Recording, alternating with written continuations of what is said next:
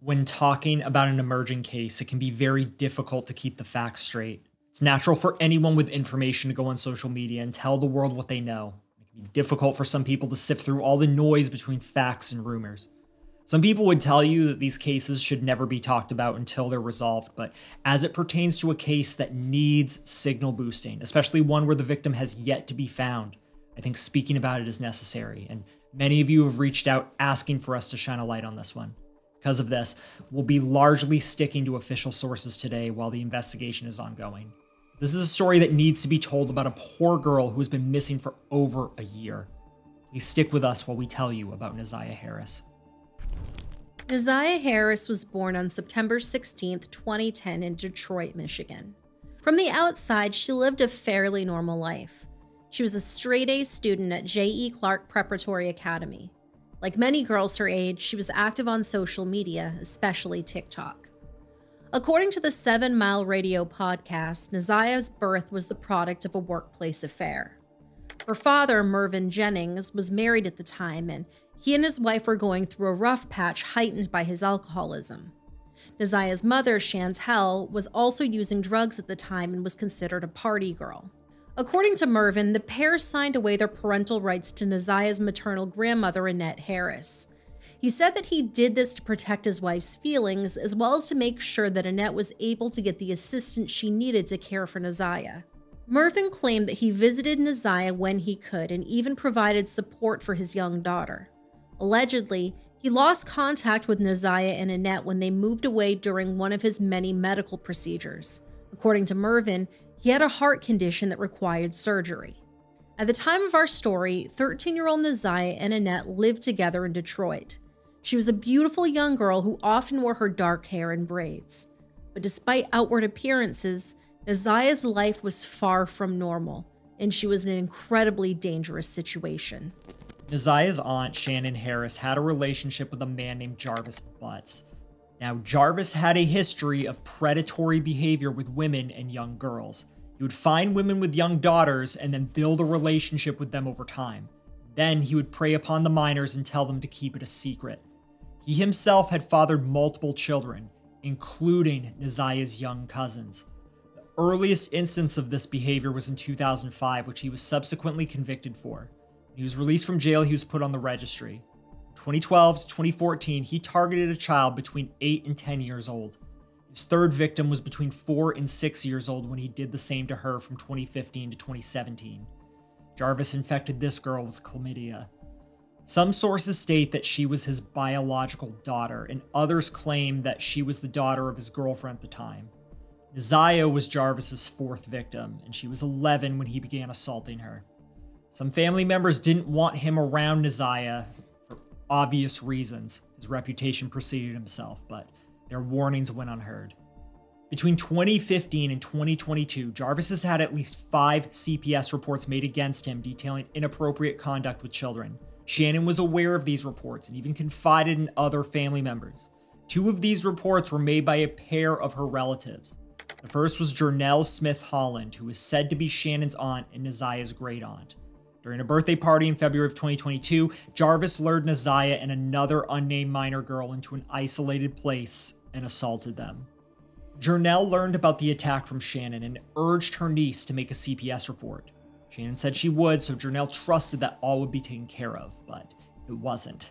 In April, Jernell contacted CPS herself to report the incident at the birthday party. Shannon was subsequently contacted about her children's safety and for Jarvis's information. Another relative, Kiwana Morton, made her own report after speaking with Shannon about Jarvis. Kiwana reported potential inappropriate behavior within the family and made a point to mention Jarvis by name.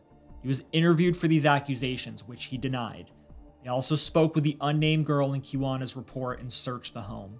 However, nothing else came from either of these reports.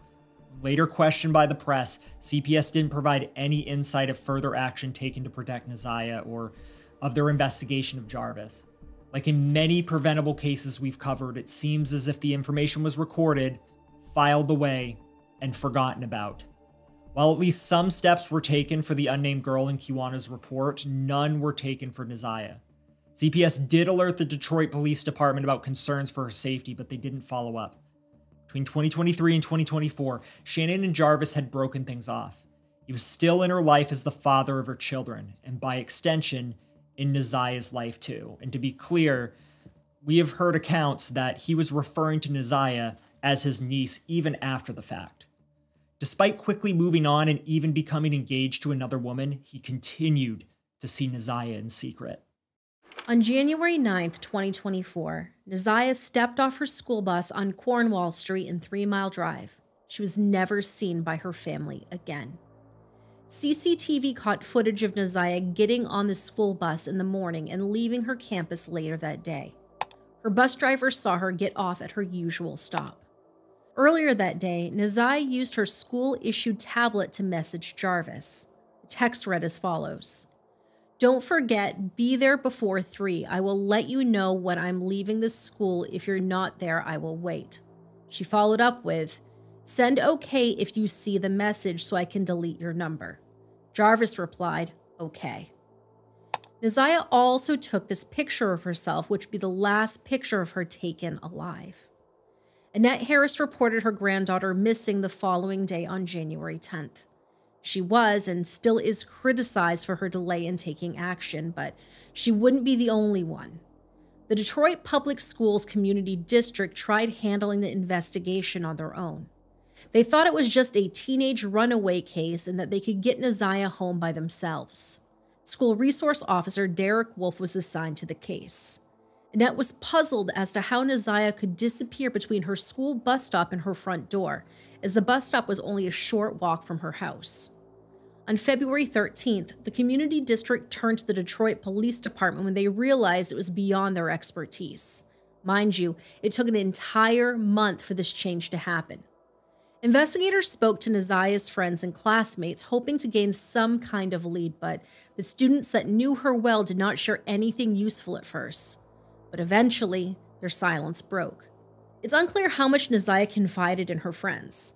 According to Chief of Public Safety, LaBritt Jackson, sometimes they may think they're helping a friend by withholding information, but they're not. The initial roadblock was a lack of cooperation by the students. She had told them that she planned on running away, but her classmates didn't tell us that initially. I don't know if they're being totally forthcoming now. Kids are extremely loyal to each other. With police searching for Neziah, Annette told reporters, "I want my baby home. And I'm asking in the name of Jesus, and I stand on my faith that he's going to bring her home. And we're asking anybody that has any information, I don't care who it is, please come forth, contact the police department. Her life could be in danger. We can't rule anything out, and I'm hoping and praying that that is not the case. I'm standing on my faith that God is going to bring my baby home. But it's been really rough. Footage of her getting on the school bus, and the bus driver did say that she did get off at her regular stop, okay? And she was supposed to have been coming home, like she normally do, every day. When a child is missing, you got to look everywhere. I had no idea that it was going to be here. I was just told that this is where it was going to be. Neziah needs to be home with her family, and we love her. So if you are harboring her, there is a law for that. And I'm asking that whoever has any information about my granddaughter to please contact the police, please. Police quickly learned that Neziah was not the type to go MIA. She had no unexcused absences from school, and she was very active on social media. For her to go completely silent like this was completely out of character. On February 20th, the Detroit police released a missing persons flyer on their Facebook page that described Neziah as being 5'2" and 130 pounds. She was last seen wearing clear frame glasses, a white sweater, a black jacket or hoodie, a pink and white Rugrats coat with a fur collar, light blue denim jeans, and blue and white Nike gym shoes. At the time she disappeared, Neziah was wearing her hair in 2 braided puff balls, which can also be seen in her last selfie. On February 14th, the police performed a grid search in Neziah's neighborhood within a 4-mile radius from her home, even handing out flyers to neighbors and bringing out canine units. Active gang members and people who wouldn't normally be collaborating with police were out in full force, participating in these searches. The chief of public safety was hopeful they could bring her home alive and well, But in his words, we can't operate on hope and we have to operate on information. Now, before Neziah went missing, her father Mervyn suffered a stroke made worse by his chronic heart condition. He was hospitalized when he learned that his daughter was reported missing. It said that he and his wife Nakia were among the people out searching for Neziah on the days his condition allowed. Mervyn said in an interview, "Some people don't even know me, and they coming out. They came up to see me at the hospital. They asked me some questions about my daughter. Have I seen her? And I haven't seen my daughter. You have moments in your life where you do think you're standing alone." Neziah's disappearance caused a divide in her family. Some relatives were upset that Jarvis was allowed to be so close to Neziah, especially unsupervised. In my opinion, he shouldn't have been allowed near her at all. Detective Jason Mays and his partner interviewed Jarvis Butts on February 15th as he was already in the Wayne County Jail on unrelated charges. He claimed he hadn't seen Neziah since late December to early January and said they were both in her grandmother's home. He was also asked about texts between them. Jarvis also told investigators Neziah often came to the auto shop he worked at to visit his daughter. Jarvis was asked about what his day was like on January 9th, and he said he had some criminal charges to take care of. This was somewhat true. He had criminal charges filed against him for carrying a concealed weapon, and his new fiancée had taken him to the police station so he could turn himself in. However, the date he was supposed to turn himself in had been pushed back to February. While incarcerated, he called a coworker and asked them to retrieve his phone, as he had left it in a truck and wanted to get it before the police did. On March 6, investigators brought their search efforts to a pond near the intersection of Gratiot Avenue and Quinn Road in Clinton Township, just behind a shopping center. It was thought Neziah could be there, or that they could find evidence of her being there. However, their initial search did not yield any results. On March 7th, a woman named Valerie Smith called the Detroit Police Department with evidence. For 2 weeks, Valerie walked past a lost school ID card. One day, she picked it up and recognized Neziah's face immediately. March 12th, U.S. Border Patrol agent Wyatt Barnes located discarded clothing in the area of 7 Mile and Berg near the Rouge River. He found a shoe, a pair of pink overalls, a black hoodie with a set of headphones in its pocket, and a towel. One article of clothing was reported to be damaged in some way, pointing to some kind of altercation. It would later come out that there was blood evidence found on it. However, there were no major updates after March. It took until August 15th for more updates to be made to the public, including background information and a timeline of events from January 9th. When Neziah got off the school bus, she met Jarvis and one of his co-workers and they took her to the auto shop. According to reports, Jarvis's sister was in the building at the time. She saw Neziah but didn't say anything to her.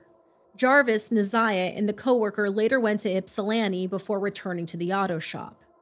Jarvis rented a room at the Park Crest Motel from 9:30 p.m. on January 9th to 12:20 p.m. on the 10th. The workers at the front desk would later provide these records to the police.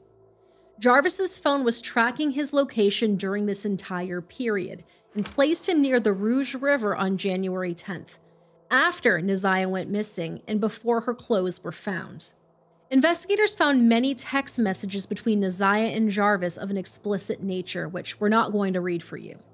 Some of these messages included pictures. By going through the messages, police found a potential motive. On September 26, 2023, Neziah told Jarvis she had missed her period.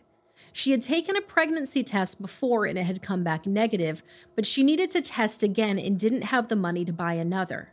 She told Jarvis, "You ain't scared to get a plan B. Get a pregnancy test and bring it later today and just act like you have to use the bathroom." On November 27th, Neziah texted Jarvis and said, "I just want to talk. I really don't want to lose you. Can we talk later? Yes or no? I don't know what your problem, but I need you to bring me what I need tonight. It's hard doing all this gym shit with this baby, and if I don't do them, I'm gonna get an F." During this time, Jarvis's search history recorded him researching how to terminate a pregnancy, both through medical means and through more unsafe methods. One specific result investigators found involved drinking red antifreeze. Evidence from Neziah's devices suggested she was also conducting similar searches. On August 15th, the Detroit Police Department submitted an arrest warrant request to the Wayne County Prosecutor's Office. Not long after, Jarvis was arrested.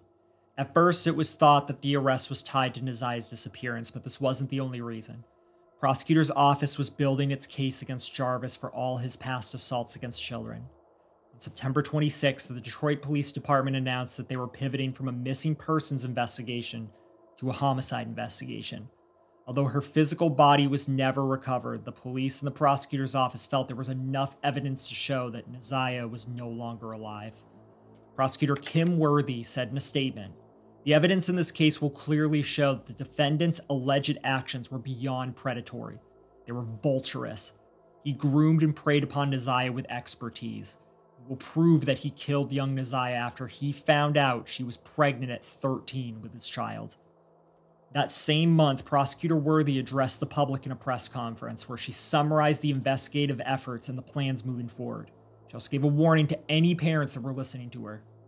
We must be very careful who we let into our hearts and our homes and our lives, especially if you have children. We must be very careful who we have around our children and elders respectively. We must also be very careful who we leave our children with, even if they are in a relationship partners, family, and friends. I'll say that again. Even if they are relationship partners, families, or friends. Life can be hard enough at times, but when it comes to our children, we must be deliberative, we must be diligent, and laser focused on their safety. And sometimes we must make decisions about them and their lives that we may not like and that they may not like, but it's for the betterment of them and their safety and their future. When something doesn't feel right, even if it's just that voice in your head, it usually isn't right. And sometimes when we are attentive and we do everything right by our children, things can still happen and still go very wrong despite our best efforts. This can happen to good watchers of children. But we must always ask ourselves at the end of each and every day, was I right by each member of my household in terms of their safety? Did I do right by my children? On September 27th, Jarvis was charged with first-degree premeditated murder, child SA activity, and second-degree criminal sexual conduct of a person under 13. There were also additional charges filed for acts of SA he committed before preying on Neziah. Jarvis was held in jail until his preliminary hearing on October 10th, where he was brought before Judge Aaliyah Sabri. In light of the danger he posed to the community, Jarvis was denied bond and was also charged as a fourth-time offender. Neziah's paternal aunt, Tiffany Jennings, stayed out of the public eye until after Jarvis's arrest. She was asked by reporter Sean Lay who was responsible for protecting Neziah from Jarvis, to which she said, "Oh, what a loaded question, right, Sean? In my personal opinion, with no affiliation, there are multiple parties involved, as many have already stated. And I just have to hold on to hope that the entire truth will come to light. This is the beginning of the truth, and we're very grateful for this part, but the entire story will come out." Neziah was only beginning to repair her relationship with her father and her paternal family by extension. But in this interview, Tiffany implies that those closest to Neziah had a hand, directly or indirectly, in everything that happened to her. Neziah's family members were in the courtroom audience throughout the legal proceedings that took place between November 1st, 2024 and January 6, 2025. The prosecution not only focused on Neziah, but on the other girls Jarvis targeted as well. Now 20 and 13 years old, two of Jarvis's prior victims took the stand.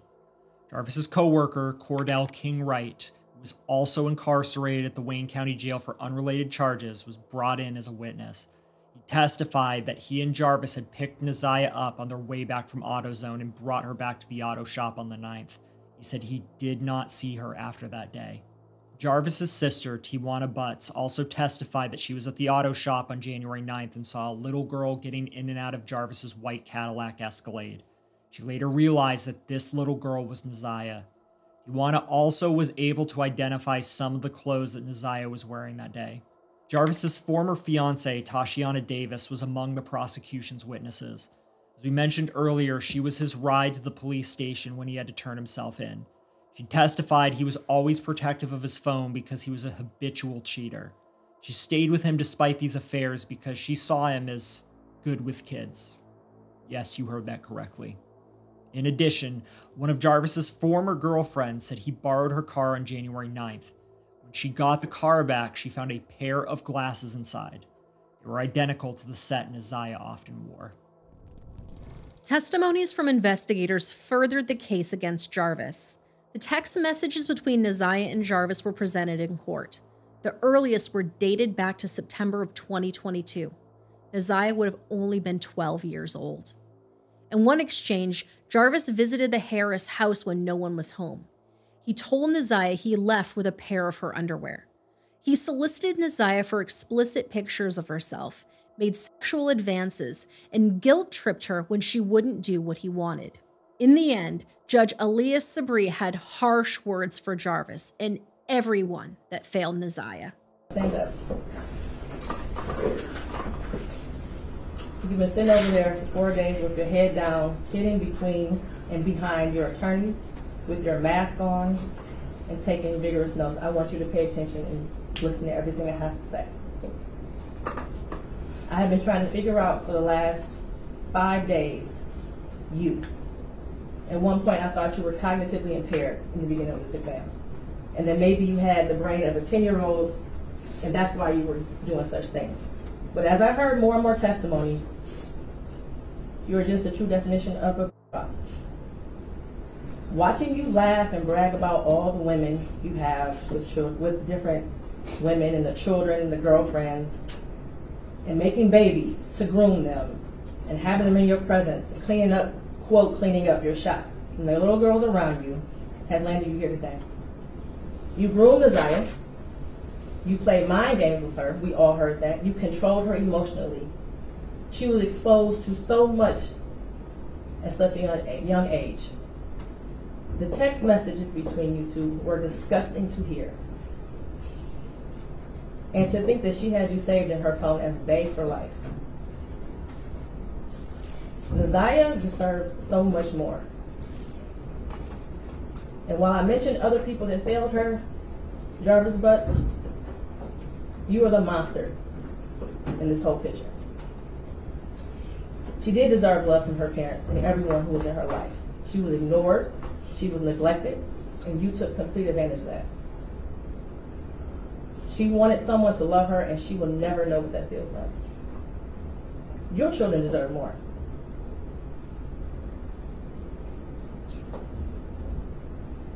As much as the defense counsel has raised issues on count 1, all that has done is raise the question of fact for the trier of fact, which means that this will be for a jury or a judge to hear at Third Circuit. I pray for the healing of all the victims and the young girls and possibly boys who have come into contact with you. As a community, we should look at this case as a prime example of how much work we have to do when it comes to protecting our children and especially our black girls. I pray for closure and healing for all those who have been traumatized by you. And for you, Jarvis Butts, I wish you a speedy trial and that justice be delivered. Detroit-based rap artist Trayvon Gardner, known professionally as Skilla Baby, followed Neziah Harris's story.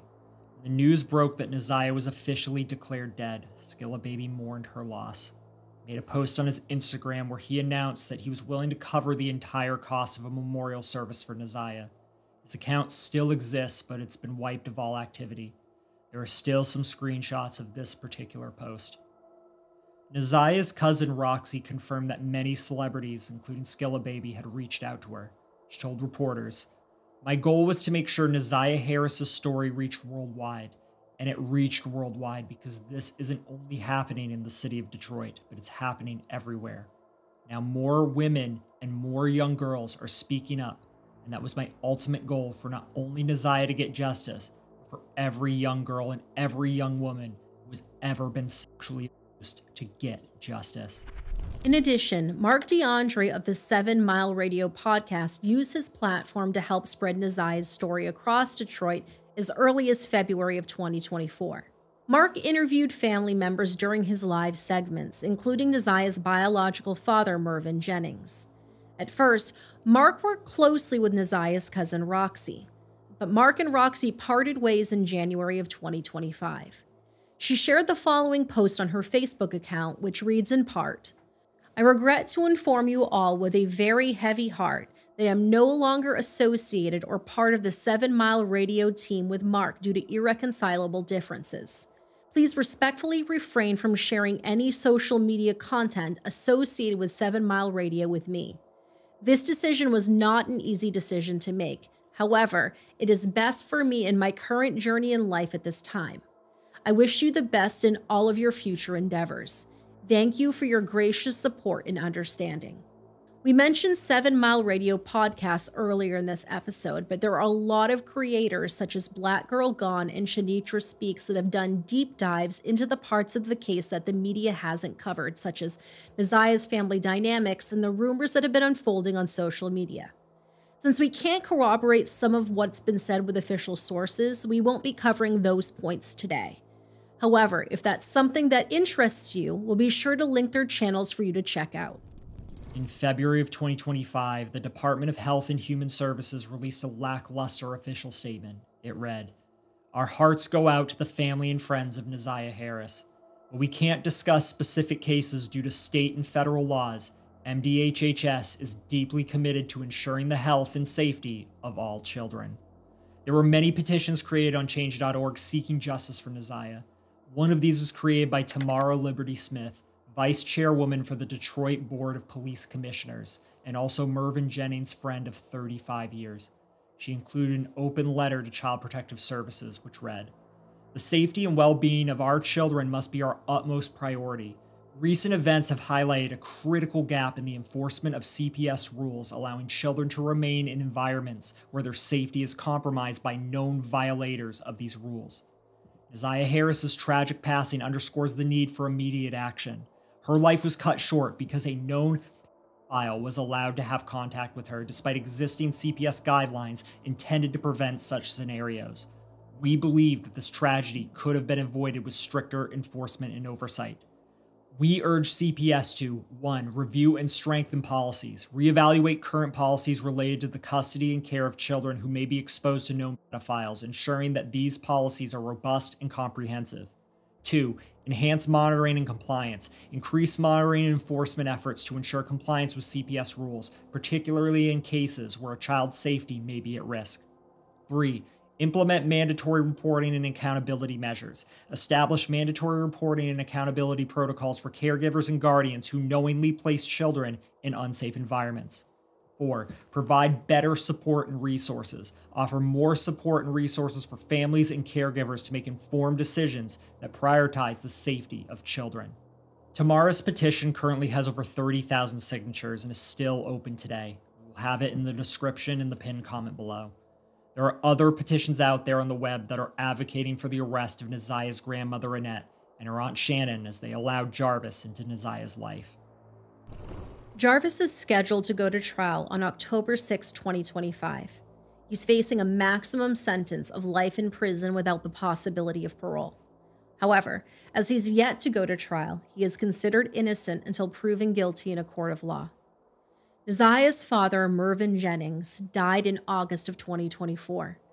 It's unclear if he ever learned his daughter's fate or the man responsible for it. His family and friends spoke to the public on his behalf, asking for justice to be served. Tamara Liberty Smith told the press, "He died of a broken heart. He passed not knowing where his daughter was. That's the reason he got sicker. He was searching relentlessly for her. And now, he's left the earth with no answers. I'm just hoping the family can get the justice they deserve. I'm not sure we're even looking for a living person anymore, but the family still wants answers, and for whoever did this to be punished."